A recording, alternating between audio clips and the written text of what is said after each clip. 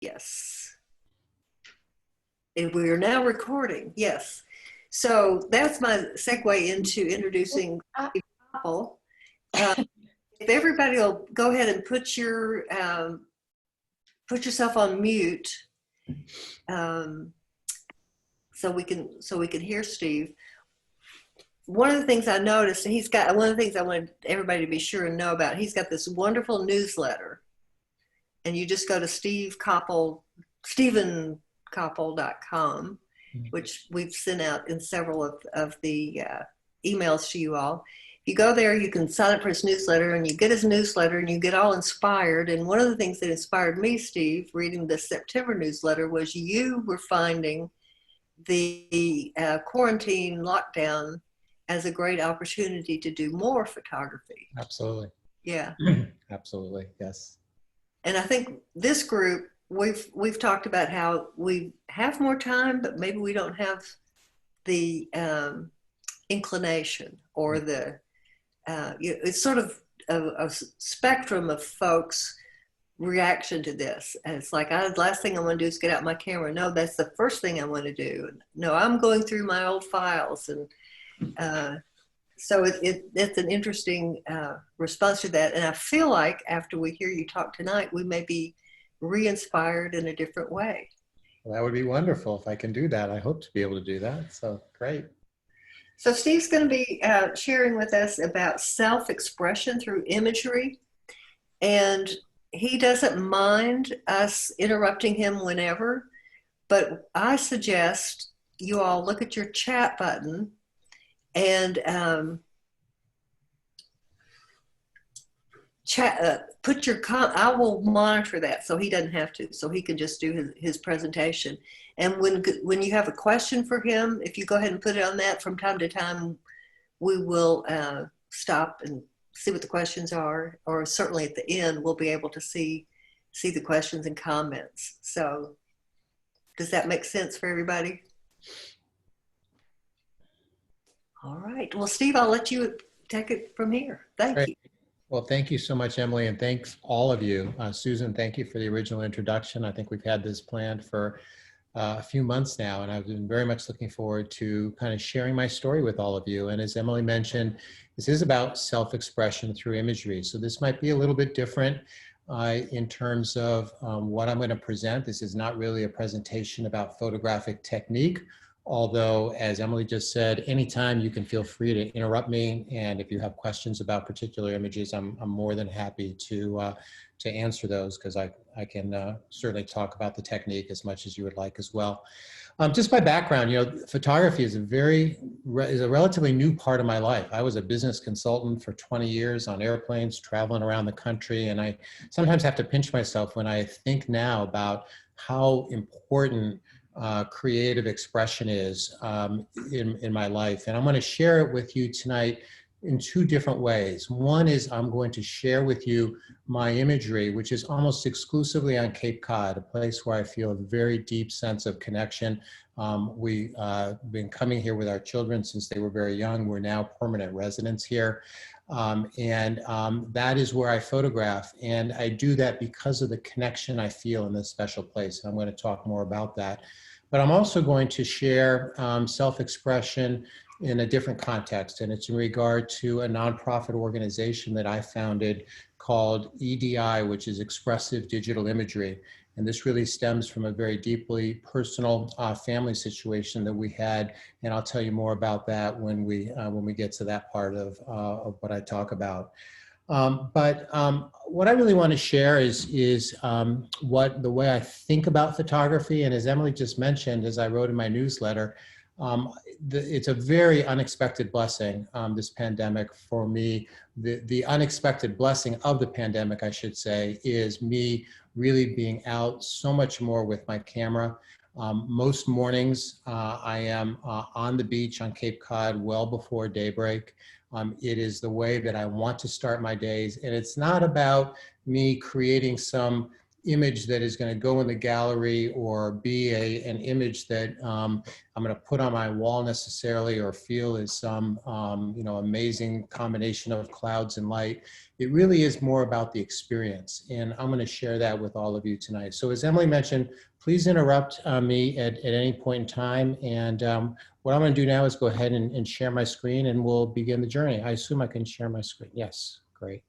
So let me go ahead and do that. Can you all see this now? We good?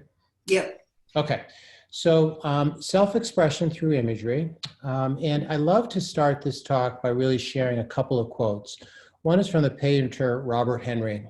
And he wrote that an artist must first of all respond to his subject. He must be filled with emotion toward that subject. And then he must make his technique so sincere, so translucent, that it may be forgotten, the value of the subject shining through it. And I can relate to this so closely because I feel this strong sense of connection with the sand and the water and the air of Cape Cod. That is the most important aspect of my imagery, is the connection that I feel with this place. And as you see tonight, I go to the same places all the time. It's not about going to some different place, but when I'm there, something always happens. There is something inspirational that catches my attention, that makes me want to stay. And regardless of whether I come home with an image that I'm even going to save off of my card, it's all about the experience that I just had. And that's really what the subject of this next quote is. And I'm not sure how many of you might be familiar with the wonderful photographer Guy Tall. I highly recommend his book called More Than a Rock. But Guy writes that the making of an image is a meticulous process because I find it most rewarding as such. By the time the image is realized, I have no reason or desire to enter it into any contest. I already won the greatest prize the image could have garnered me by the virtue of the transcendent experience of making it. This is how I feel as well. He writes it so much better than I possibly could, but it is about the experience that I had out in these places of meaning, where now the camera almost becomes an extension of my senses as a way to create imagery that expresses my experiences. The last quote I'll share, I don't really know who wrote this, and it was posted on one of my, as a comment on one of my Facebook posts. And the person wrote that recently I underwent surgery, and I use your pictures as my focal point when the pain is too much. Thank you for giving me a point to start to heal in that moment. What you share is truly life-changing. So I will say that when I'm out there, I am out there for myself. It is my own experience. I am doing this for my, my health, my well-being, my spirituality. But in cases where the images I create also have opportunities to touch others, it's unbelievably gratifying and heartwarming. And so when I hear these stories, it inspires me that much more to continue doing what I'm doing. So we're going to start this evening on the Brewster Flats, and I start with this image, and I'm going to show you what the Brewster Flats are, but this is kind of the essence of the Brewster Flats. It is this unbelievably beautiful expanse of sand and water and sky. The tide goes out over a mile at low tide. This is where I live. And this is really, this combination of sand ripples and tidal flows and sky is really what it's all about. And this is where the Brewster Flats are. You're probably all familiar with Cape Cod, the arm sticking out of Massachusetts. But you can see that area, and this has been formed over thousands of years as a result of glacial flow, where these are glacial sediments that have formed basically right here in the elbow of the Cape. And because of the tidal currents and the waves and the wind, all of the sand has pushed up into this area. And you're looking at an area that's about 7 miles wide and goes out about a mile from shore. So imagine that when the tide is out, you can walk out 45 minutes and the water is still only knee deep. So it's a very remarkable place. And it's really where a place where I create. It's really where I got started with photography about 5 or 6 years ago, and it's where I create a large number of my images. It also happens to be where I live, and this is our cat Cooper, who enjoys a low tide sunset as much as we do. So Cooper's the star of the show here. And this is what I look like when I'm out on the flats. When I go out with my camera, and Emily just mentioned, the idea of being inspired to go out, I am not going to a specific destination. The flats are this wide open area, and you might stand there and look at it and say, that's beautiful, but what is there to photograph? It's a lot of sand, it's a lot of water, and it's big open areas. When I go out and I wander with my camera, I don't have a destination in mind. I don't have a specific image in mind. I don't have anything in mind other than experiencing and letting whatever comes to me come to me. And so I often am out there wandering, it could be that full mile from shore. I'm out there well past nighttime often, and I've got my camera with me. Sometimes I don't even take the camera out. But often I become inspired by something that has caught my attention. And the images I want to share with you tonight are what I call the aboutness of the Brewster Flats. So they are not images in my mind of the flats, they are images about the flats. And that's what I want to share with you. The first thing that they're about is the dramatic change that happens here. This spot, I've stood here for about 45 minutes. And when I started there, there was no sand showing. That was all water. But I knew from my experience in being able to see through the water that there were these beautiful, pristine ripples under them. And I knew that as the sun got lower on the horizon, that they would light up. And it happens to be in the fall where the grasses are orange. And it just all came together in this expression for me, which you wouldn't necessarily know it if I didn't tell you this, but this image is about the change on the flats and how it changes so quickly and almost looks unrecognizable from one moment to the next, especially with that rapid tidal shift. Here's another example of that. This image is all about the change on the Brewster Flats. In about 2 minutes after I created this image, all that sand that you see there is covered by water. You can literally stand and watch the water move at your feet. And it just so happens that often on an incoming tide, which is what this is, clouds move in. And I don't understand exactly why that is, why that phenomenon happens. It just happens so often. And so when I see this image, it is the aboutness of this change. And in this case, it's the moving tide.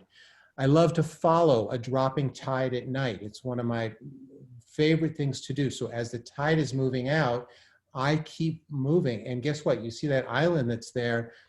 In a few minutes later, that's all gone because this water is rushing out so quickly that the island becomes all open sand.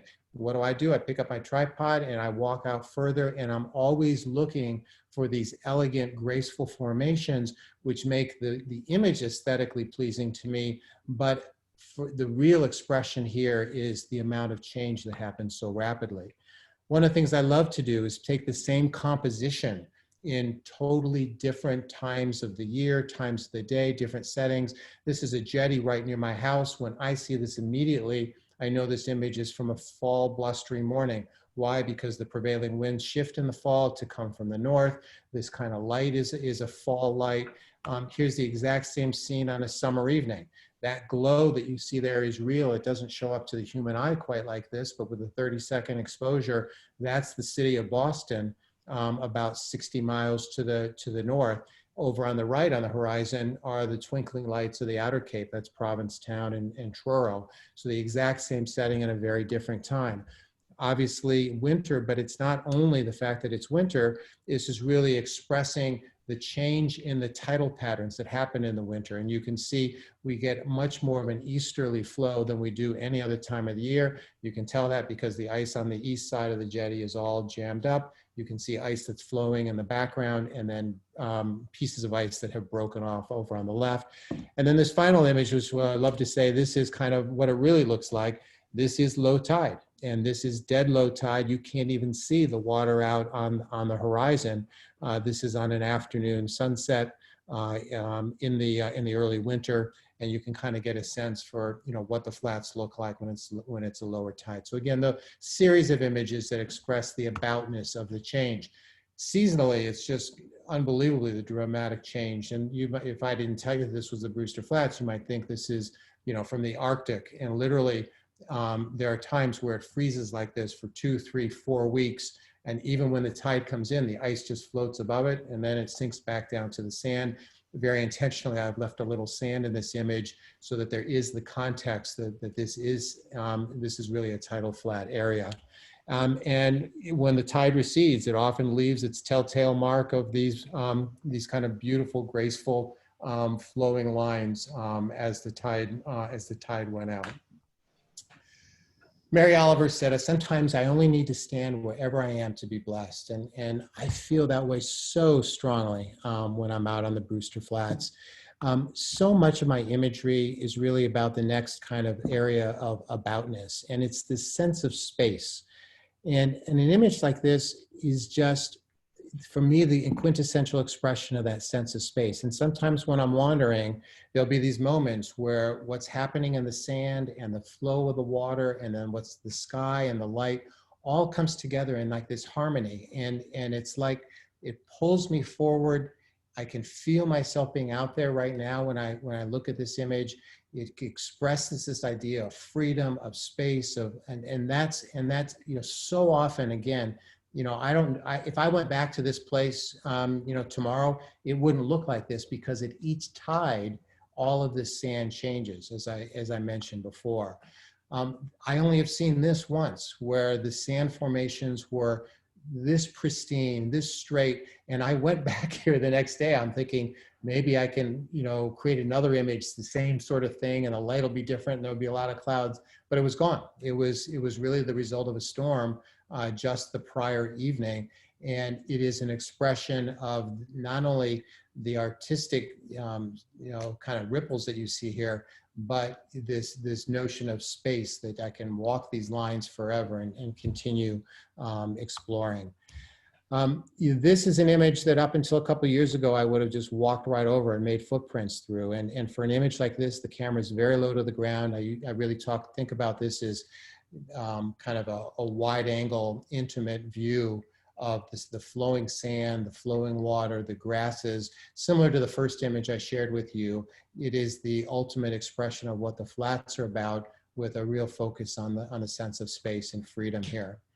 It's uncanny how often what happens in the sky seems to be an intentional mirroring of what I see in the sand in front of me. And this is one of many images I have where it just, I'm just stopped dead in my tracks when I see these, and it feels to me this is no accident.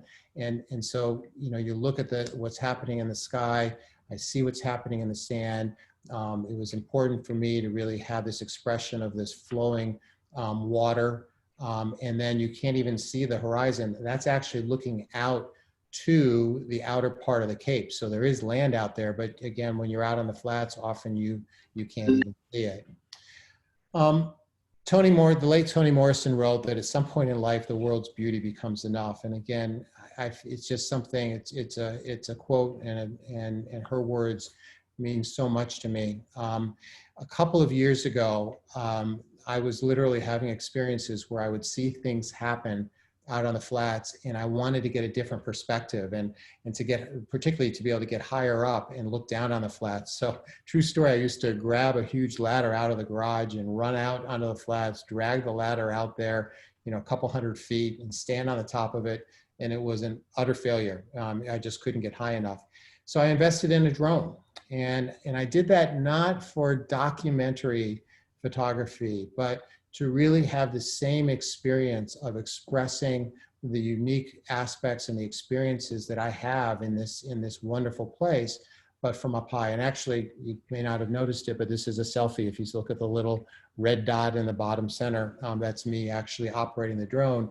But I hope you can tell, the composition in an image like this is very intentionally done to express the beauty, the grace of the flowing water as it moves out into Cape Cod Bay.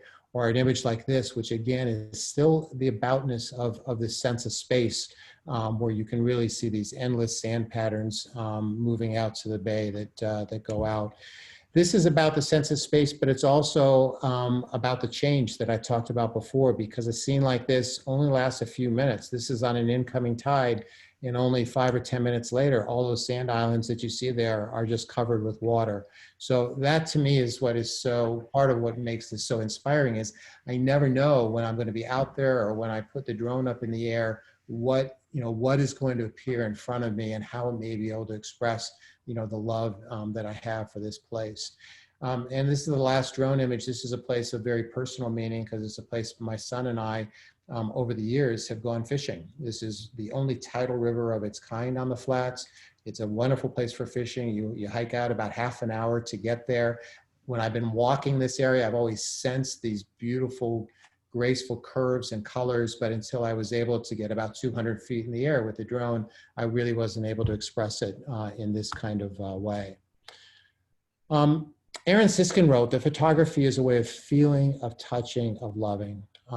What wonderful words. And it's so much how I feel as well when I'm out there. And this next set of images, the next area of aboutness of the Cape is very simply, of the Brewster Flats, is really simply this remarkable beauty that happens here. This was just a couple of months ago, immediately following a huge storm that blew through. And so often, as I'm sure you've seen, at the end of a storm, you get such dramatic effects. I don't ever go out expecting to see scenes like this, but there are a few nights each summer where the sky, gets lights ablaze in color.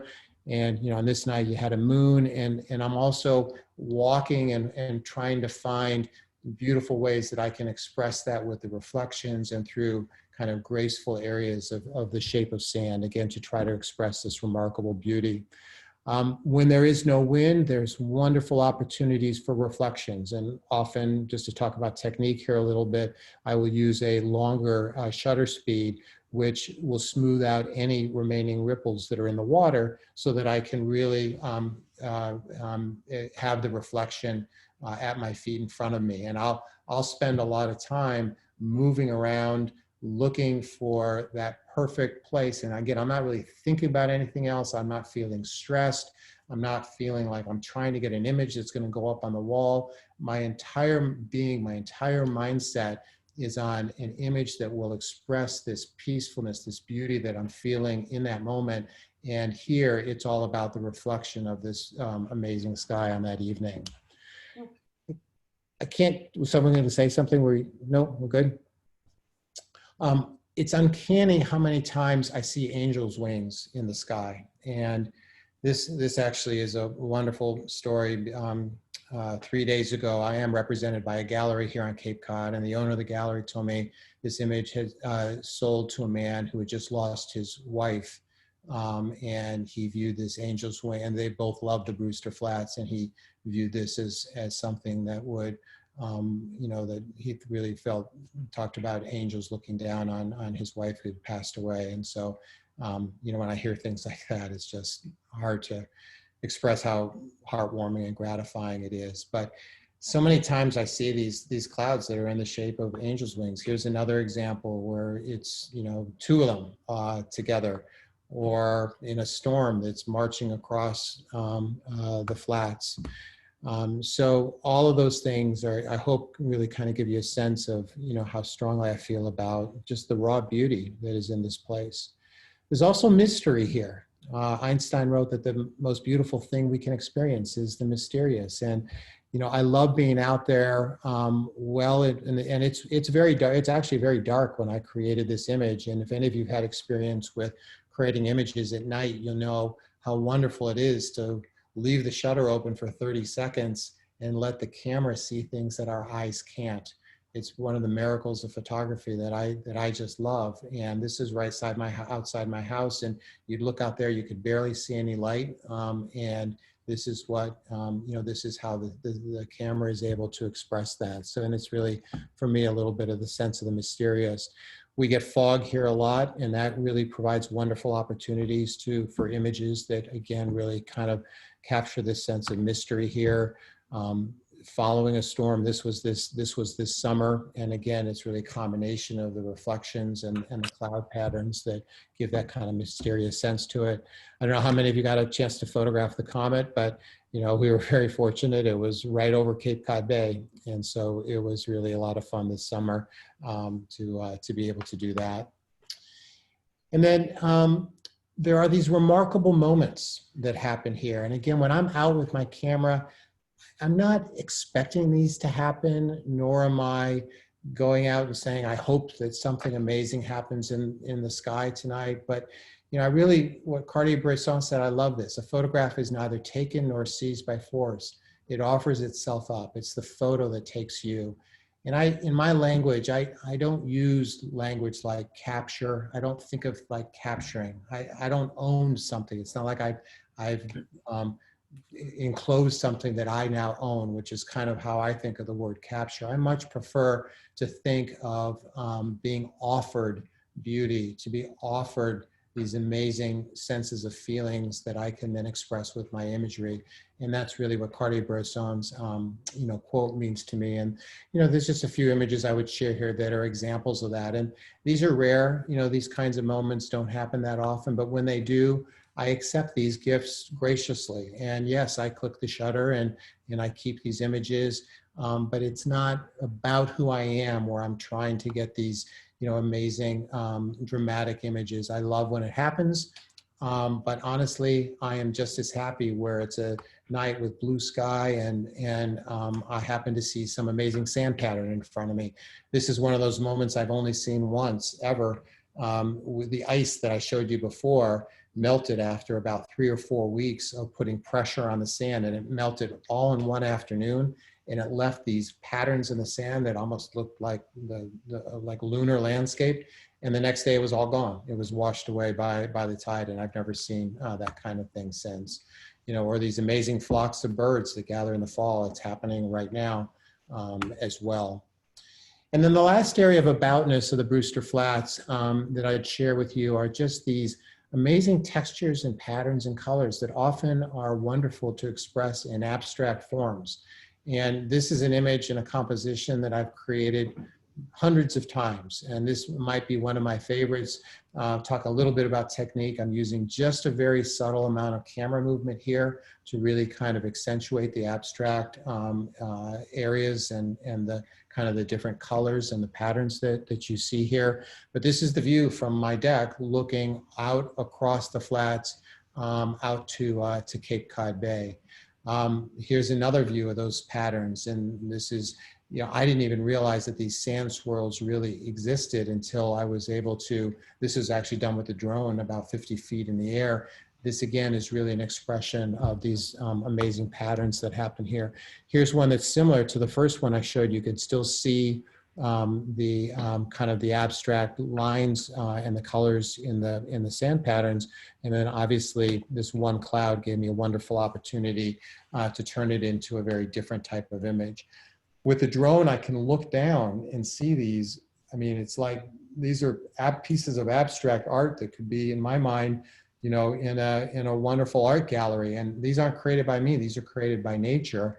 And I have the wonderful opportunity now by getting in the air and looking straight down on them to be able to see those. This one took my breath away one day. This is on that same tidal river that I shared with you before. And as I was flying the drone, it's like this flowing tree with its roots being fed by this river below. And it was just remarkable to see that. And this was my favorite image that really kind of expressed that. And then finally, an image like this is only 2 feet above the ground. This is me on one of those times I'm out wandering and I see these wonderful patterns and textures just right at my feet. And so an image like this, which if I didn't tell you, you might have thought that one was from 200 feet in the air as well. So that's the Brewster Flats. Let me just pause because this might be a good time if people have questions so far, because the second part of my journey I want to take you on is actually on the outside of the Cape on the National Seashore, which is a place that I also love to photograph very much. But let me just pause if there are any questions at this point. It's hard to talk into Zoom. I don't even know if you guys are all still there. I hope you are. So. Well, I'll start. Nobody has typed in a message yet. I think we were all mesmerized by your beautiful photos. You said that you got into photography X number of years ago, and a lot of the photos that we're seeing now, you would say, well, this was last spring, this was just yesterday, this was yeah. New. So how would you describe your photography now, how it's changed, what that journey has been? Yeah, that's a wonderful question, Emily. And clearly when I first started, I would call my photographs as more documentary. really just not personal expressions. There was no aboutness of them. I would have said, here is a picture of Breakwater Beach at sunset, as an example. And that's what I would think of it. I don't think of the images of having specific locations. In fact, my book on the Brewster Flats, none of the images are identified by place, because they really are, what has evolved is that these images become, as I've talked about, the aboutness of this overall place and my experiences there. When I started, they were photographs of things, is how I would think of it. And they were more documentary of places, of jetties, of boats. And that's really been, I would say, the biggest part of my evolution. So it's a different approach, Very much, yes. but well, maybe we have several questions. We have three questions that come in now that are kind of looking at equipment too. So let's look at that angle of it. One question from Rick Wise: what equipment are you using, and how do you do your post processing? So I use a Nikon D850. A huge number of the images that you just saw there are done with a very wide angle lens. I have the Nikon 14 to 24 millimeter lens. Most of the work I do is in Lightroom. When I go into Photoshop, it's for cleaning up, it's for cleanup. And I also, in particular, the next set of images that I will share with you, which have a lot of abstract images of water, I use luminosity masking in Photoshop to be able to bring out details in waves and water flow. And that would be how I would best describe what I do. But the vast majority of what I do is in Lightroom. That's very, very interesting. Rick, do you have any follow-up? I'll let you type it in. Not really. I just, it's interesting that you're just using Lightroom. That's some of the pictures are just gorgeous, and I would have thought there was a lot more processing done to them. No, and are you familiar, Rick, with Guy Tall and his work and the way he talks about processing? No. You're not, or you are? No, I'm not. Okay, I can send this to all of you, or Emily, if you want to put it in the notes. The name of the book is More Than a Rock, and Guy talks a lot about use of Photoshop and Lightroom, and he talks about it saying he considers himself to be, more on the lines of the way Ansel Adams used to, change a very flat negative into his eventual final image. And it really is about his vision, his creative vision of that image. So I don't ever say to people, like I shared with you already on many of those images, like the one at night and several of those, I am applying my own creative approach to those images in order to express what I was feeling. And it's very similar to, have any of you seen the before and after image of Ansel Adams' moonrise photograph? Yeah, so Danny, you said, yeah, I can't see all of you, but I would suggest taking a look at, you probably know that Ansel Adams' most famous image is this image called Moonrise. And if you look at what the starting was out of camera versus what he did in the chemical darkroom, it's really amazing. And that became his best-selling image ever. So that has been part of your journey. It is, very much. The post-processing as well as your approach. But there's no question that I view it's what I choose to photograph, what moves me in the moment, what images that are on my card that I end up selecting to then, and I really think of it as crafting as opposed to processing the images. So then I will craft the images and then finally printing them. In fact, I'm about to give a presentation for the Boston Camera Club because they are trying to get more of their members to start printing. There's a huge number of their members who view the end of the creative process being when they have a digital image that looks good on the screen, and then they send it out for printing. I couldn't imagine doing that. Okay, that's like that. Like Ansel said that the negative is the score and the print is the performance, and that's so much what I feel. something that looks on a digital screen is going to look different on your screen versus my screen, based on how bright the screen is, based on what kind of screen it is. The digital thing is a representation. The actual image in my mind is what I can hold on a piece of paper, and it's real, and it is my vision. It's not a vision of Bay State Photo or Costco or somebody else that printed it and tried to match something that I asked them to match. So that's another whole conversation. But I consider going all the way through the printing process as being the full artistic expression. Well, we may have time to get into that a little bit more later. Okay. That's fascinating. I'm going to be speaking for an hour about that next week at the Boston Camera Club. I'm working on that presentation now. And actually, and one of the images I'm going to share with you now, I just probably spent, I can't tell you how many tests on the printing, and I'll show it to you in a second, and I'll bring that to life a little bit. We had a fellow from California who moved here, Rich Sealing. I don't know if you have run into him.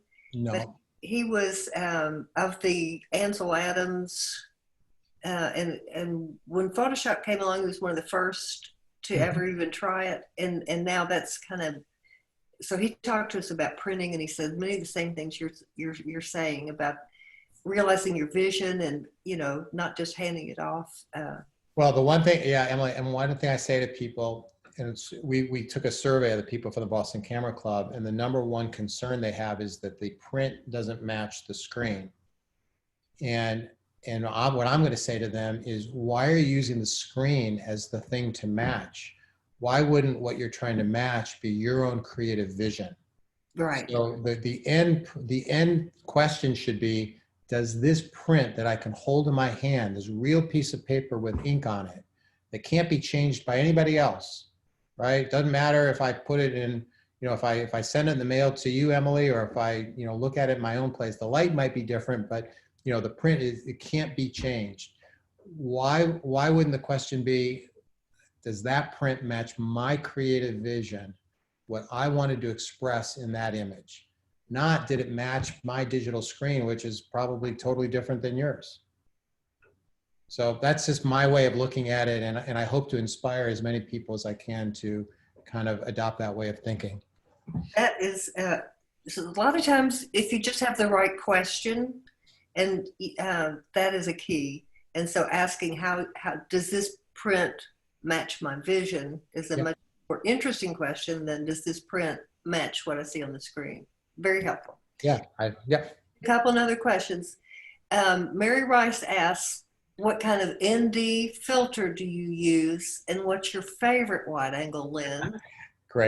Great question. And I'm going to show you more ND work now when we get off to the outside of the Cape, where there's a lot of moving water, which is what I love to photograph. The short answer is my go-to ND filter is a 6-stop, because it's not so dark that it's so extreme. I can see through it in the viewfinder very easily, but it's dark enough so that even once it gets pretty bright in the morning or even in afternoon light, I'm able to slow the shutter down often to, even as slow as a second or so, even when it's bright out. So I love the 6-stop filter. That's my go-to ND filter. And I'm going to show you many examples of that coming up here. And what lens do you use from the drone, she wants to know? Oh, so my drone is a DJI Mavic 2, and it has a Hasselblad camera in it. And I can't remember the focal length on it. I want to say it's 24 millimeter, but I can't remember exactly. But it's the standard camera that comes on that DJI Mavic 2 drone, which I love. Mary, do you want to unmute and do your follow-up question? Okay, so my follow-up question on the neutral density filter was just what brand of filter are you using? Because I initially was using one brand, and then I think it was Deborah Sandage who suggested another, and I just haven't made the jump yet. Yeah, I haven't looked at what Deborah's recommended. I use Breakthrough, and they're a newer company, and their claim to fame is, no color shift at all. Mary, they're more expensive. Honestly, if there is color shift, it's so easy to change that now in Lightroom that I'm not sure how much I really care about that anyway. And I'm making adjustments, you know, anyway to tonality to match my expression. So I don't think you have to go crazy on buying the most expensive ND filter. I did, because some people that I trusted told me you really don't want to have any color shifts. I'm not sure I could really tell the difference. Thank you. Yeah. Beautiful work. Oh, thank you, Mary. Appreciate that. And actually, that's the thrust of most of these comments, how beautiful the images are. The one last question, other than the drone work, are you usually using a tripod and long exposures? Yes, I am almost always on the tripod. And you're going to see many more long exposures. Not so many of those prior images had long exposures. Some of them did, but now when we move out to where there's moving water, you're going to see a lot of long exposures. And the reason for that is when I'm out there, because I'm out in the water so often, and you're going to see I'm actually out in the water, what I sense is the movement of the water, and I sense the flow of the water around my feet. And so many of my images are oriented toward ways of expressing that movement. And I do that with an ND filter and having the camera on a tripod standing in the surf. And I'm going to show you that now. Okay. So why don't we go ahead and shift to that. And so here again is a map of the Cape. And I showed you before. Can you see my cursor moving? Yep. Okay. So that's the Brewster Flats.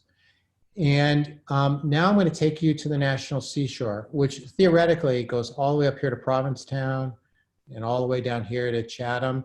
I tend to concentrate mostly in this area right here, which is a town called Wellfleet.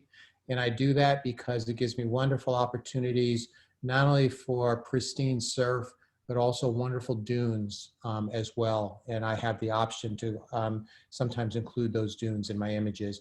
And again, these images are from like 2 or 3 different beaches. I go to the same place all the time, and something always happens. It's always different. I never come home and say, I wish I didn't get up early today. I never feel that way. It's just how I want to start every day. So this is often what I look like when I'm out there. And this is in the middle of winter. This was last winter.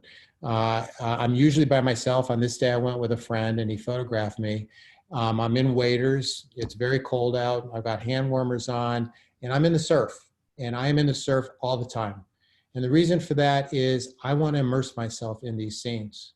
I want to be part of the water. If I am up on the sand worrying about getting my feet wet, that's not the experience I'm looking for. I don't want to worry about getting wet. I want to, and I want to be immersed. I also love the idea of being able to create images from any different perspective. So when I'm standing there, I can either look down the shoreline as I am in this example, I can look out to sea, or I can look back at the dunes with water in the foreground. Think about that. You know, that's not an image that you typically see. So it almost gives the illusion of like if you're in a boat, but you can't be in a boat because the image is steady and it's long exposure. So I'm doing that by planting the tripod in the sand. A lot of people ask me, how are you able to keep it steady? And often it's not steady. It's not every single image that works. That's okay. I'm not going to not do it because you know, a few images where the dune might end up being blurry. A lot of people ask me, what about the camera? I've had 3 cases where the camera's gotten wet and I've had to send it to Nikon for repairs. I don't like that. It's not going to stop me from being out there in the water and doing this in the way that I love. And so I love to start with that image to kind of give you that context. Rumi said that the breeze at dawn has secrets to tell you and don't go back to sleep. And that's really what I shared with you before. There's not a morning that I don't love being out there. I get out there when it's still dark. And as you all know, with a long exposure at night, the camera sees colors and stars and brings things to light. No, this isn't what it looked like to the human eye. This is what it felt like to me. This unbelievably beautiful setting. I couldn't even tell there were sand ripples there because it was dark out. This is like a probably less than 30 seconds because the stars aren't moving, probably a 20-second exposure. And I love how the camera is able to see the light that's coming up on the horizon when to our eyes, it's just like this tiny little glow of light, and how the sensor gathers that light. It's magic for me.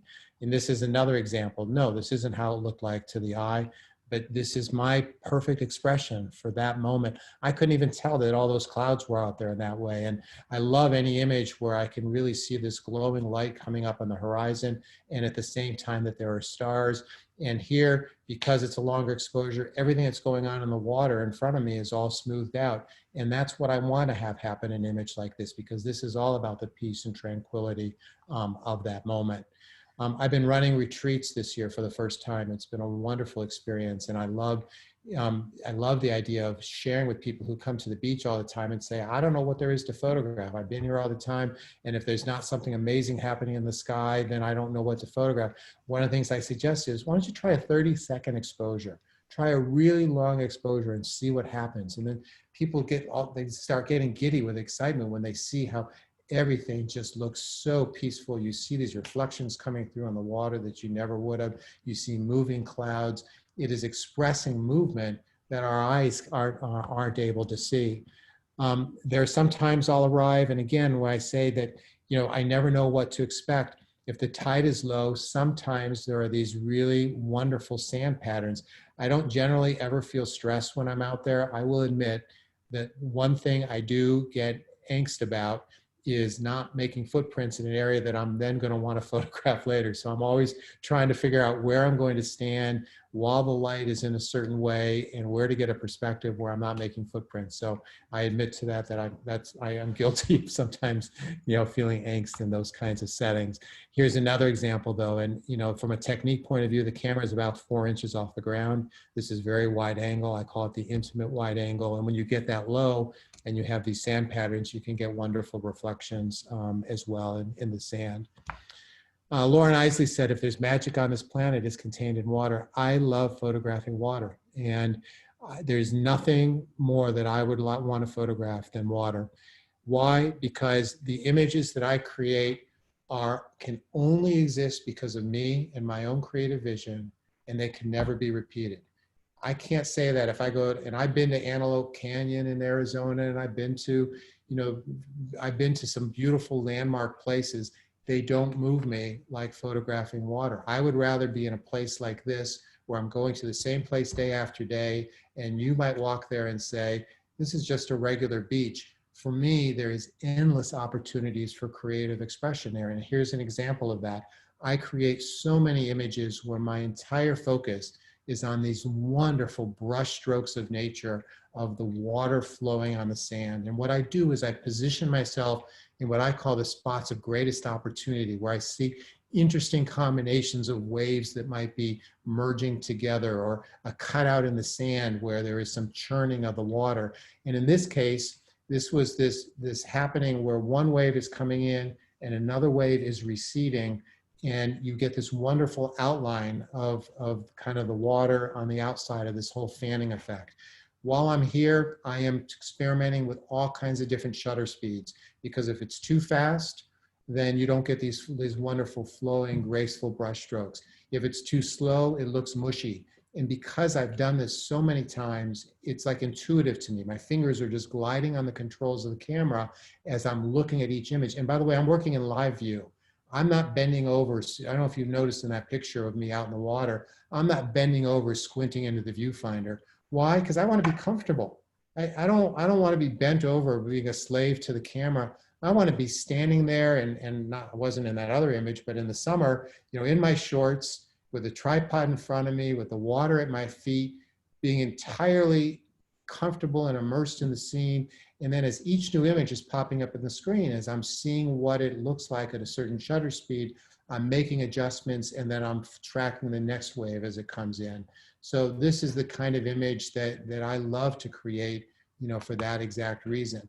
Here's another example, and I mentioned before this idea of sand churning. This is like a carve out in the beach that had been caused by whatever happened in the last tide. And that area in the front is an area where the water is all churning. And I know from experience that will create a really wonderful effect with certain shutter speeds. And then I'm really also paying attention to the flow of the water all up and down the beach. And it's very intentional, as you can imagine, that this image that I've chosen has this very graceful curve leading back. It parallels nicely with the dune. And it was very nice that it happened to be right when a gray sky was giving way to the emerging sun. This is one of those moments again where it's like, oh my gosh, like the light bulb goes off.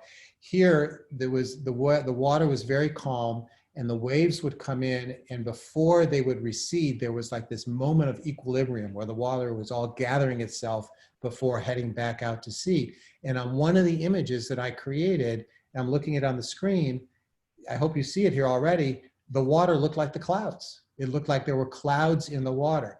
And I'm just overtaken by this effect and how lovely it is. And so I'm creating many, many images. And by the way, I'm in burst mode. So often I'm holding my finger down as a wave comes in and it's click, click, clicking away. And there might have been, 400 or 500 of the images. And there's one that really has the effect that I was experiencing that I really wanted to share. By the way, when I come home at the end of the morning, I'll have 2,500 images on my card easily. And that's because I'm using the burst mode and I'm letting it click away as I'm experiencing different things. I'm not just doing one at a time. And so that's just a normal part of my process. This is a day at a beach I love to go to. I looked out there and the waves were slight. There wasn't much going on. There was late afternoon light. But I walked out, I had the ability because it was low tide. I was able to walk out safely about 100 feet from shore and position myself right at the spot that these small waves were breaking. And again, at a certain shutter speed, and this is probably at about a half of a second, it created these wonderful, delicate, flowing effects. And this was my favorite image out of those. And I'll always remember that day because it was such a nondescript day. And when I run my retreats, I actually prefer to go out on a day where people look at it and say, there's nothing to photograph here, because that's where I feel like I can really inspire people and show them what is possible, even when you look at it and say, there's not much going on here at all. There are days where the water is rushing, pretty strong. And I don't know if you can tell at first glance what's unique about an image like this, but the water is parallel to shore, right? So this is actually a receding wave. The water is rushing from behind me. More than once, I'm having to lift my tripod out of the water to keep it safe. And again, this is about timing the waves, having the shutter speed so that it's not too fast, not too slow, because what am I trying to express here? The power and movement and grace of this water in this very unusual kind of flow when it's flowing parallel to shore as opposed to going back out to sea. Another example, I know that there's this sandbar at this one beach that I go to, and again, I wouldn't have even noticed anything unusual about it, except one day there was an image I created, and at a certain speed, the water as it was rushing over the sandbar gave the look of river rapids, and I love that. And so I know from experience that when I'm out there at a certain tide like this, that I can really have this kind of effect. And for me, it's all about the flow and the look of this water, which I really love.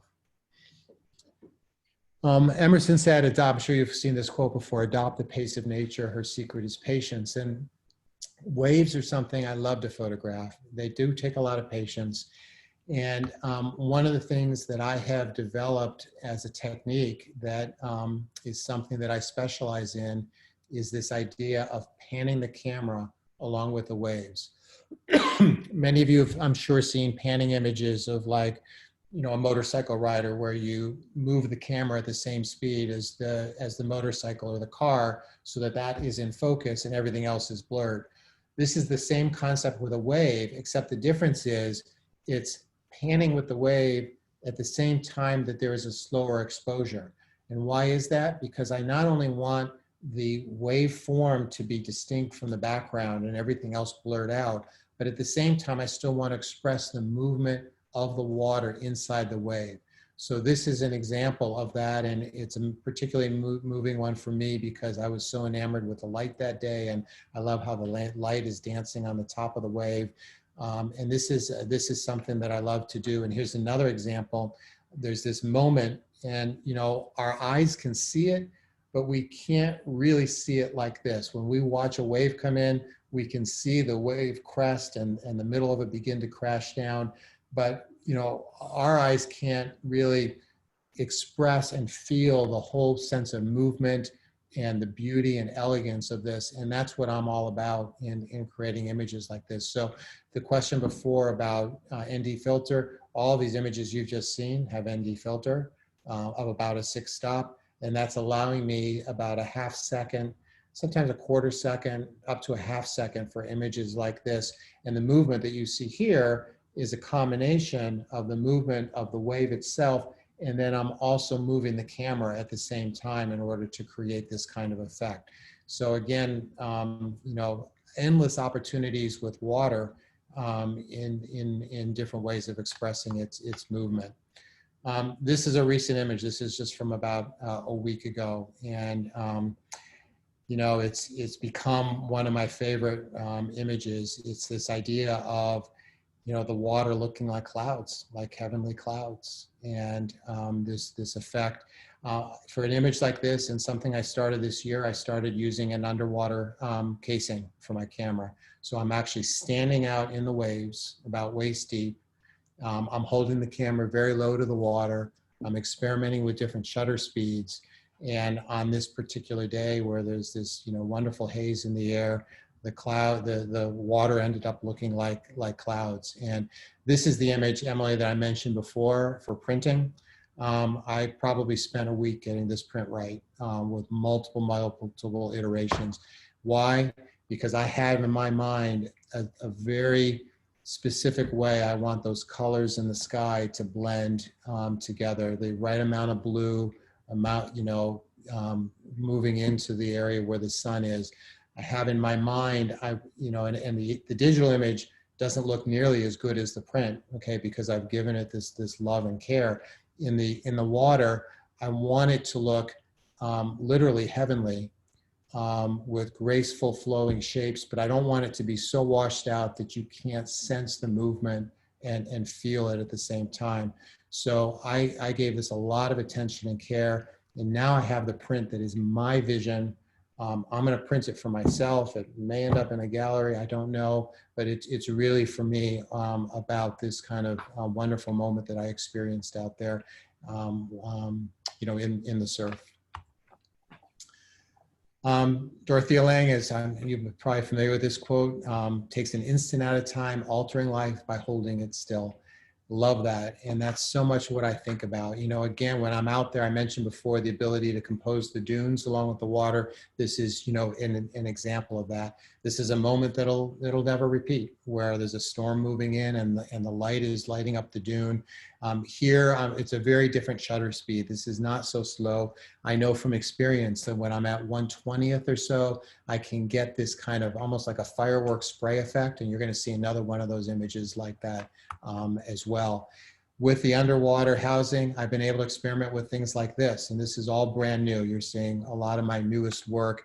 You know, this is kind of Hawaii comes to Cape Cod, you know, going through the roll of a wave, or experimenting with things like this. And this is about joy and energy and happiness, and, you know, having fun with the splashes, you know, that are there. And you know, I love this image because of what it represents, of how much fun I was having out there that day.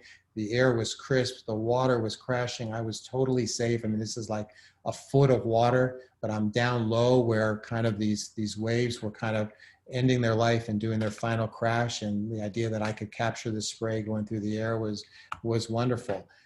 Days where it's such dramatic surf and I'm down low where the water is coming right at me, and you know, it almost looks like it's teeth of the water coming, you know, coming, these frothy, angry waves, you know, that are coming at me.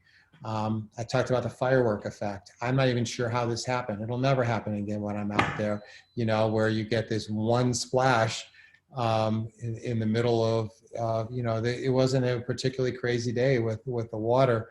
And it was just, you know, a moment in time that I'll always remember. In fact, I didn't even realize that I had that until I got home and looked at it on the card. When I'm out there with the underwater housing, I'm positioning myself where the water is crashing. And because you have these opportunities. And what was so moving for me about this image, remember I talked so many times about the harmony between the sky and the water? Well, look at it here. It's like, you know, you have the sky and the clouds are shaped the exact same way that the water is, all coming together in one place.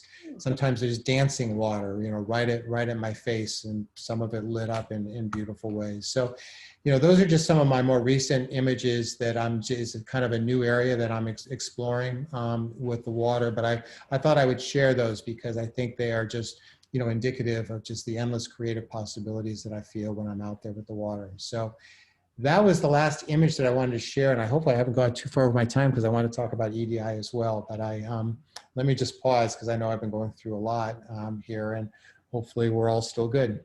Oh, we are. And you are having fun with this, aren't you? I am. I am indeed. So many beautiful images.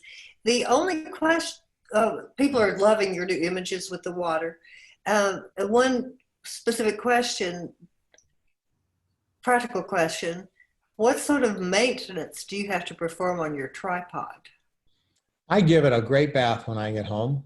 I would say once every 2 months I take it apart, and you know, it's pretty easy to take apart and really rinse out the legs and the little plastic guides and things.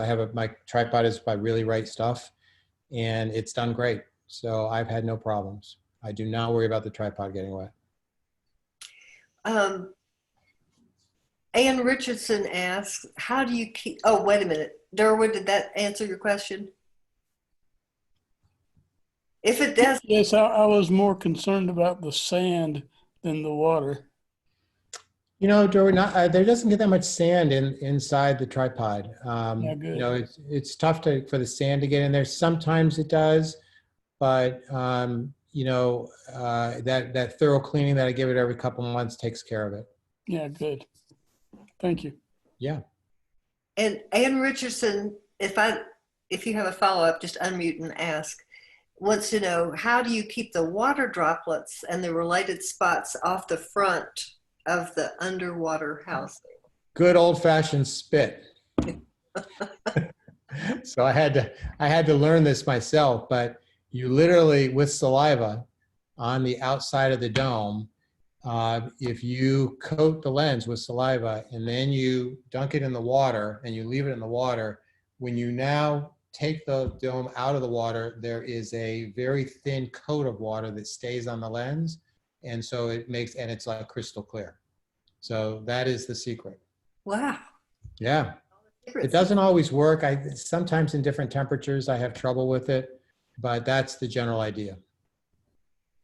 And of course, we have a couple people, including Bill Lindsley, saying, you do know we live in Nashville. I do know. So it's a really good point though. When I present this and when I run my retreats and share my photography with others, I hope to express the idea that my subject matter, what I talk about, does not apply only to sand, water, and sky. This applies to macro flower photography or junkyards or street photography or whatever it is that you want to do. Now, no, it's not like there's moving water, like, you know, if you're doing macro photography, it's not the same exact techniques, but the idea of returning to the same places, the same subject matter, to feeling a sense of connection, to exploring your creative vision, different ways of seeing the same thing, not always thinking of this has to be a masterpiece image in order for the experience to have been one that's gratifying. Those are hopefully the ideas that I can inspire others with, because I recognize not everybody lives on the beach, but I really think these ideas that I'm sharing apply to any subject matter. And so I hope all of you come away with some ideas for whatever it is that you like to photograph, where you can take some of the ideas that I've evolved on the beach and apply it to whatever you like to do. Wise words. Well, I want to be sure we have a little bit of time to hear about EDI. Okay. Should we do that now? And it's going to take 10 minutes. Hopefully that's okay. I apologize. This has gone longer, but We've got time. is that all right? Okay.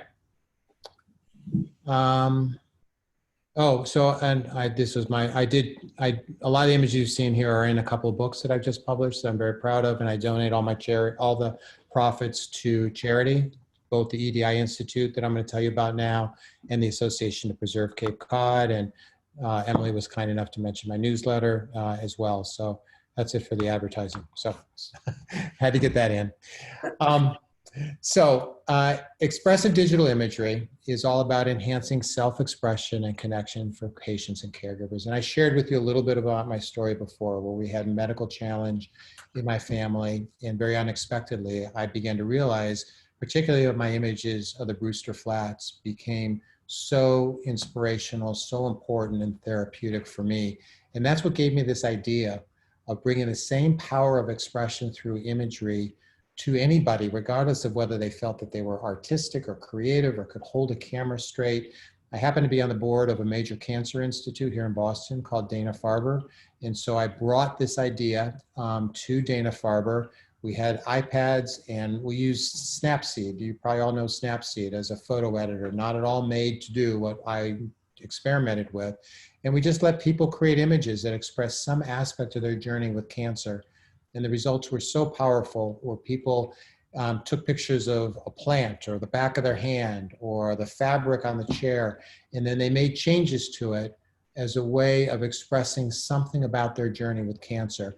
And that's what set me on this mission. I never expected it, this point in my life, to be a social entrepreneur, but that's where life took me. And I created this nonprofit organization called the EDI Institute.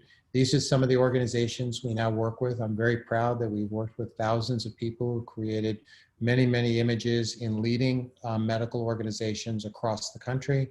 I won't take you through all these, but we've worked with bereaved children who are 6 years old up through older adults in psychiatric hospitals and everything in between. Addiction, mental health, autism, a lot in oncology, a lot working with doctors and nurses who are dealing with burnout in their work. And so this is some of the work that we've done. So I love to start with this image, which really brings the whole idea of EDI to life. And this was created by a woman to express a very deeply personal transition that she was going through. And I was honored to be in the room. She shared this image with a group of 5 or 6 other women. And she talked about how each layer and texture and pattern here told a different part of her story in this transition that she was going through. And the other women said, I can understand and relate to what you're saying. I love how this image tells the story. It's a beautiful image. And she was just so overtaken because she said, I never could have shared this with any of you if it was just through words. So I love to ask you, people, when I present, what they think this might have started as when it was a photograph, because she did this using the app that I'm going to demonstrate for you tonight. And it began as a photograph. So I know you're all on mute, but anybody want to do a guess? Or Emily, you want to give a guess what it was when it was a photograph? I think Jen knows already. I just see mountains and clouds, and I'm sure it's something like a totally not that. You're right. It is something totally not like that. And what people see in this is some sort of scenery. But this is what the starting photograph was. Wow. So it was a snapshot of her lunch, pretty tasty looking BLT sandwich. And look at where the two halves of the sandwich meet. And you'll now see how she created that image. That's what EDI is all about. It's not about photography. It's not about art. It's about self-expression through imagery. Now let's take it in the case of different medical settings. This is a cancer patient expressing that she is in a place in her life now where she's finding peace in the uncertainty that she feels about whether her cancer will return. And each of the colors and the patterns that you see here were very meaningful to her, even more meaningful when you see that the starting photograph was this. Okay, she talked about, this dead tree is how I felt, and now look where she's come in her life. This is a young adult dealing with addiction, talking and sharing in a therapeutic group about recovery being such a beautiful struggle and how she's taken the path least traveled. You can see how she's added scratches in the roadway there and different effects in the trees. This is not about whether this is something that we would consider artistic or want to hang on the wall. This is all about self-expression. As you can imagine, here's the starting photograph. And she took this photograph literally right outside the treatment center where she was being treated. There's a child, a bereaved child who had lost his father, gave us permission to share this image. And one of the evidence-based clinical treatments for bereavement support is to get these kids to express how they look on the outside versus how they feel on the inside. So often the clinicians would say to us, it was impossible to get the kids to open up. Here, he started with a selfie, and you can see on half of his face, he painted what he looks like on the outside, but how he really feels on the inside. And as you can imagine, this is the selfie that he started with. Being a much needed light in time of darkness, we do a lot of work with caregivers, doctors and nurses who are feeling the effects of burnout at work, even more so now with COVID and some of the challenges that COVID has created. So often this is done with peer groups of clinicians who are sharing a sense of purpose, connecting with each other on why they do this work and the importance of that work. And here's the starting photograph in that case. Just play a short video. This is just about a minute long with some other examples that might kind of bring this to life.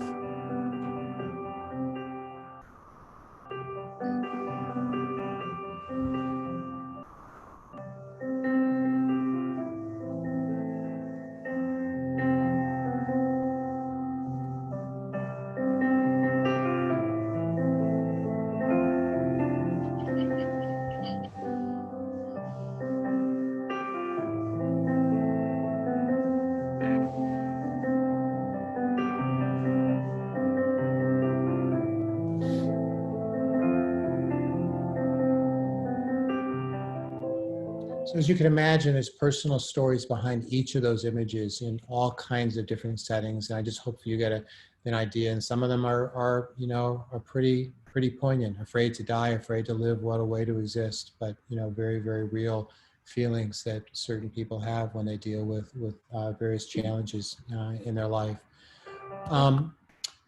You can imagine these images as part of a person's recovery plan that they take home after discharge from a hospital. These are the 4 things that Ben wants to remember to do. He puts this up on his refrigerator as a way to stay healthy post-discharge as an example. And instead of something that looks like this, which is what we typically come home from the doctor's office with, written discharge orders that get thrown away.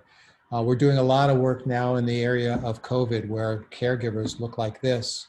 And instead imagine that the caregiver would present themselves to a patient with images that share something about themselves. So here, Dr. Petrak, who's the head of pediatric emergency medicine at Tufts University, is wearing these stickers so that when he greets children, this is what they see. And the image of him is not a badge that was created in the photo studio somewhere. It was a picture at home with his family pet licking him on the nose of all things. And that's how he wants to present himself to children. He also happens to be a photographer.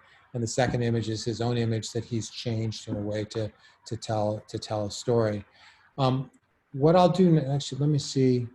What I'll do now is let me show you how it works. And this will just take 2 minutes because a lot of times by now people are saying, how do you actually create these images? And I mentioned that when we started this, I used a photo editor for the first 6 months.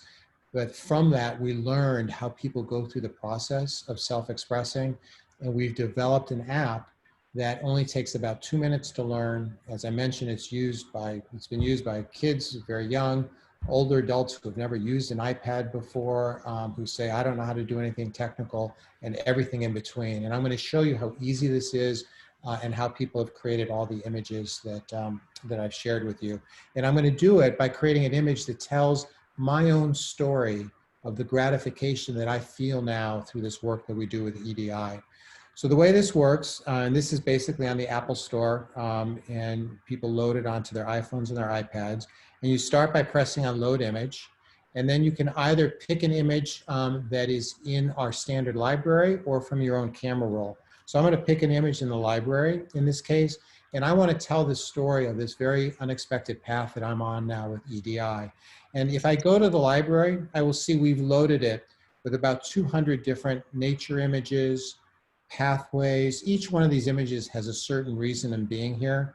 Silhouettes of people, And some of these you've actually seen as the starting photographs for some of the images that I've shared with you. So somebody would typically scroll through, and I'm going to stop here, and I'm going to pick this image of this boat on the horizon, and I'm going to use this as a way to express this journey that I'm on now in my life with EDI. And the way this works is there's just 4 steps across the top. There's no hidden menu features, there's no double clicks. I basically trained somebody and I said, just do the 4 steps across the top: compose, tune, style, and finish. And for each of those steps, there's options on the side. So in this case, what I'd like to do is focus much more on the boat and the clouds that are here. So I'm going to choose crop. And now with my finger, I can just move the composition exactly like I want it. The green check mark's always yes, the red X is no, so that's now the new image. Now I'll go to the next step, which is tune, and you'll see a new set of options. So I want to tell this story about the positivity I feel in my life, the gratitude that I feel from the work with EDI. So I like that option that says vibrance is something that I'm going to experiment with. And I don't know if you can see me in the camera as well, but if I pick vibrance, I just swipe my finger left and right anywhere on the image, and it will adjust the amount of effect. And a lot of times when people see that for the first time, their faces just light up and you can just see them become really immersed in this. So now I'm going to add that vibrance. I'm going to press the green check mark, and that's now the new image. The third step is style. And here we encourage people to experiment. So let's say I pick dots and I swipe my finger and get very abstract very quickly, but I'm not going to do that yet. I'll press on the X. Now I'll try something like edges. Very different type of effect as well. So I'm not going to do that one. Let me try something like clouds. Now something sparks in my mind. That's interesting. I like the cloud effect, but I don't want the clouds on the whole image. I'm going to instead press the X.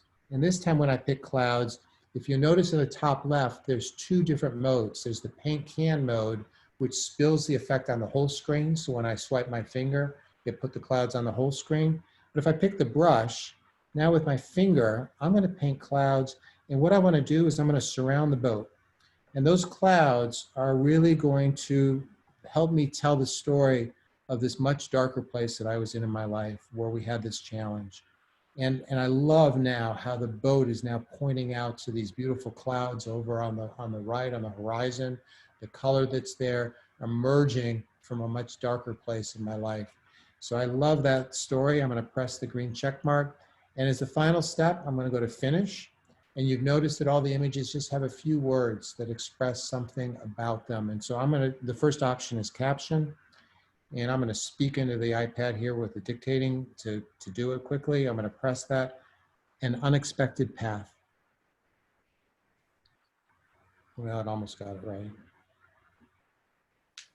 So that's my caption for my image. And now I'm done. We don't have any hidden features in the app, but I couldn't resist putting one in. If I put my finger anywhere on the screen, it toggles back and forth from the starting photograph to the final image. Gives people a sense of pride and satisfaction in what they've created. If I've done this just for myself as something to inspire me and to have with me, I would say save only. If I say share and save, it's now going to be sent to our web platform, which I'm not going to take the time to show you all tonight, but imagine a large system that stores all these images, allows them to be shown as slideshows, printed as books, cards that people take with them, all kinds of different formats, collages that allow for sharing of experiences and integrating into programs. And we work in schools and hospitals and religious organizations and community support organizations across the country. And that's how it works.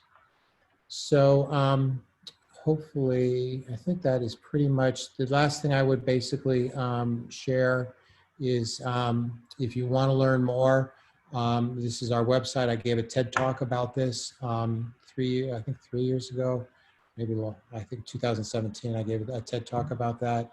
And so you can learn more about our work there. And it's ediinstitute.org. Again, we're a nonprofit, and that's what it's all about. And to me, it's very parallel to my own imagery and the way, obviously I have the benefit of different kinds of equipment and different kinds of techniques.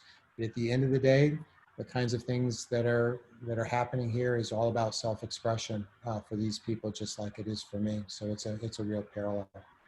So that's what I had to present. And hopefully I didn't take too much of your time, because I know that probably went a little bit longer than we were scheduled. But thank you all for your attention, and happy to answer any other questions as well. Well, Steve, thank you. I'm so glad we had a very short business meeting because we're not running too late. Oh, good. We're really not running too late. So we have wonderful comments here. Can you see? One is a practical question. You went so fast trying to not waste our time, and we were not feeling it. What was the name of the app? Oh, yeah. So the name of the app is called My Moments. Where was it here? I guess I didn't. The name of the app is called My Moments. I would be happy to share it with any of you. I can send you an access code that you can, that Emily, I'd be happy to let you all use and experiment with. If anybody would like to do that, I'd be happy to do that. You can't just download and use it because you need an access code in order to be able to actually be able to use it. Oh, okay. So you're saying you could send it to me and we could put it, anybody who wants to see it, or let you rather people contact you? Absolutely. In fact, I'll tell you what it is right now. If you use all one word, Explore My Moments, with a capital E, and then both of the M's are capitalized. So all one word, Explore My Moments, with a capital E and a capital M for my and a capital M for moments. Perfect. Wonderful. We are getting all kinds. Jim Bogus mentions that Able Voices is going to be collaborating with you guys soon, which is exciting. We are very excited about that. And I was so happy to see Jen and Priscilla here tonight, actually. Yeah. Yes, I just wanted to say a quick word, if you don't mind. Just want to thank Emily and Susan for inviting Steve to come tonight. You know, every time I hear you talk, Steve, I get more and more excited. So you can imagine, after an hour of seeing your own personal work and hearing more about EDI, I'm really looking forward to bringing this app and all that it has to offer to Able Voices. So for those of you who may not be familiar, I teach photography to young adults with disabilities. So we're going to be able to use the app with this population of people, and then hopefully, you know, even the people that interact with these young adults with disabilities and who love them, you know, parents. We see this being really beneficial for parents or caregivers or siblings. So thank you for sharing, Steve. Well, we're very excited to work with you and the team, Jen, as you know, and we're always looking for new opportunities. And so doesn't matter how large or small an organization, we, you know, we're very mission driven, and you know, it's all about, we're a very small organization ourselves, but we like to think of ourselves as small and mighty versus in terms of some of the things we've been able to accomplish. So that feels very good. But you know, I can't thank you enough, Jen, for that opportunity, and we're looking very, very excited. Great. So are we. Yeah, and I want to share how many people are finding this very moving, Steve, and inspiring. Awesome presentation. Thank you so much. I'm so inspired. One of our members found it very moving because she, her son has been going through some health issues, fighting cancer for over a year. So people are really appreciate this sharing. I love that one person said, I love the idea of sharing through images, things you cannot say through words.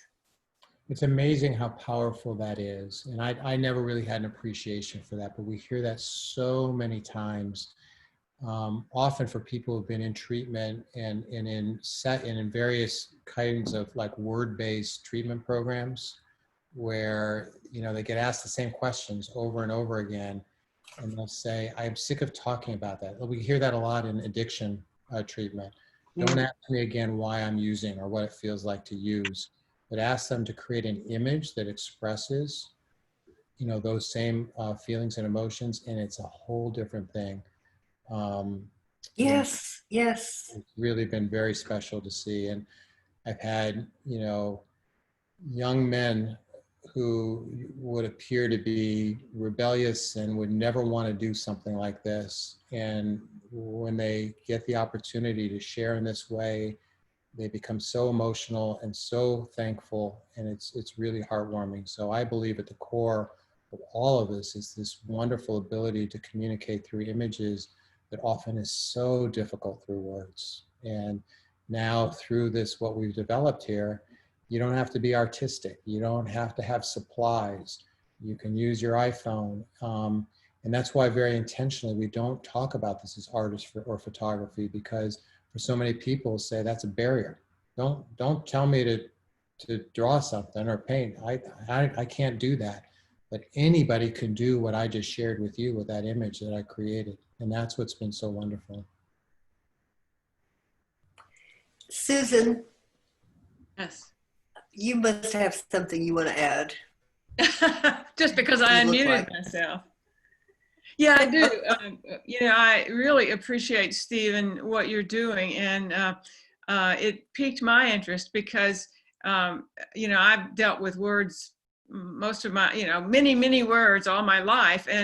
And yet there is something about doing an image that helps me see, at least calls me to look more deeply inside myself. And I, you know, I've come to believe that all, I used to think, you know, abstract art, which is what I mostly do, is, you know, especially was around expressing emotions. But I've now come to believe that all photography, landscape, portrait, all of it is really also an expression of emotion of the photographer. If they're, you know, if they will get, you know, when they get into it. Yeah, I agree, Susan. Thank you for saying that. You know, you and I already knew we felt the same way about that from our earlier conversations. Absolutely. Yes, well, anybody else have something you want to share that you're going to be taking away from this wonderful session with Steve? Besides moving to Cape Cod?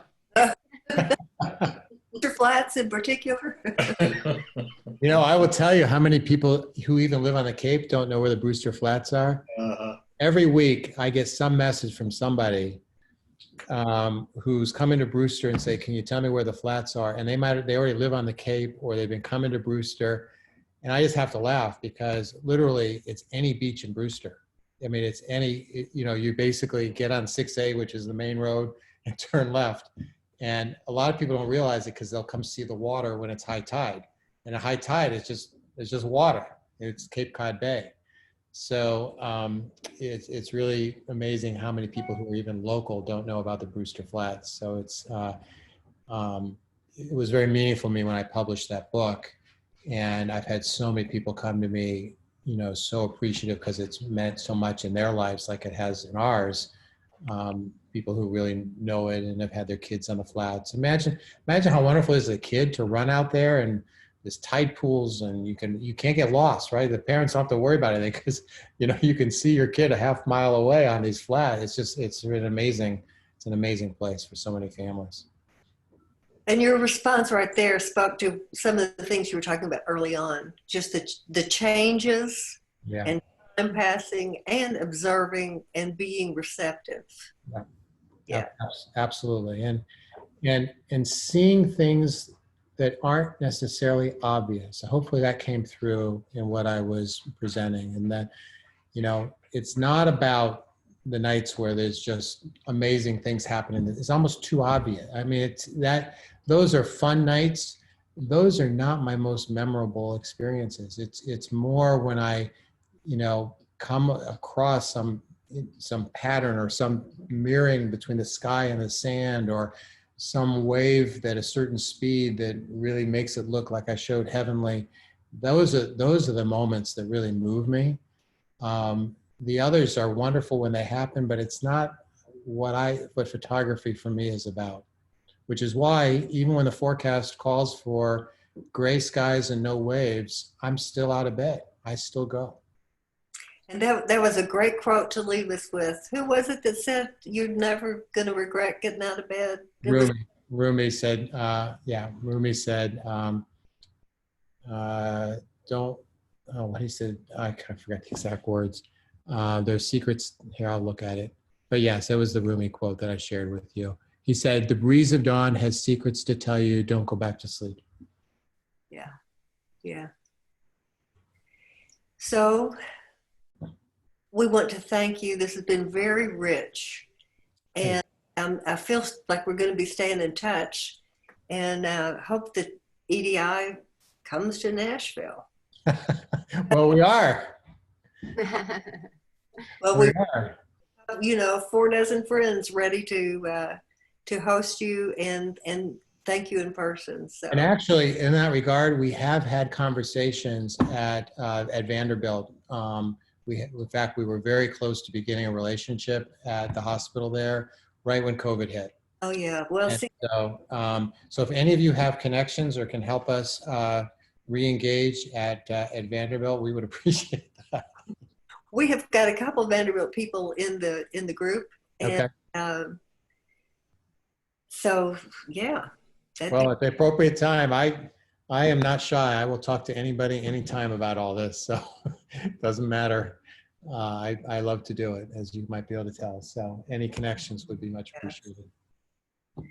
Well, this was beautiful. We thank you. All right. Thank you, everybody. Be safe. And thank you for listening. I appreciate All right. it. Thank Thank you. you so much. Okay. Awesome. Bye-bye, everybody. Bye-bye.